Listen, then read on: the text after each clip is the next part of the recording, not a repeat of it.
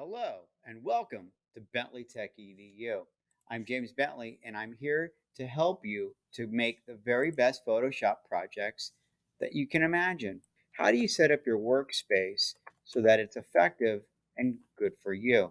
Well, I'm going to start by just creating an 8 by 10 document with 150 resolution.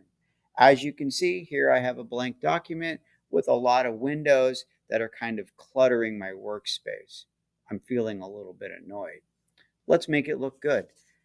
See this learn thing here? Well, if I hit these three lines right over to the right, I could just hit close and they disappear. Next, libraries, also just going to close it down. One of the most valuable things that I have found that I use is the history tab. What I'll do is I'll tear off history, drag it over next to my properties, and just kind of slide it over to the left. I'm leaving color. You'll notice I've got swatches, gradients, and patterns. For now, I keep it on color. If you like swatches, that's always a good place to go, but we'll leave it at color, history, and layers. This is an effective setup for any basic property window. I would also like to put on there my brushes, which are right here. You'll notice the double arrow. I closed them.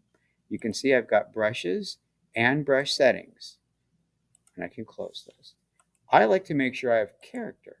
Why? Well, I'm always working with fonts, and who doesn't want to have access to all the cool font stuff that's available? Once I have this basic setup, I can go ahead and save this workspace with my name on it.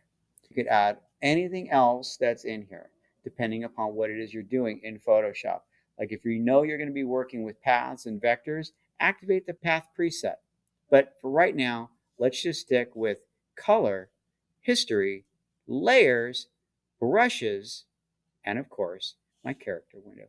When you're happy with what you got, go to Window, Workspace, New Workspace. In my case, I'm going to call it JB Desktop, and I just go ahead and save it. It's that easy, ladies and gentlemen. Now, how do I know that I did a good job? Well, let's mess it all up.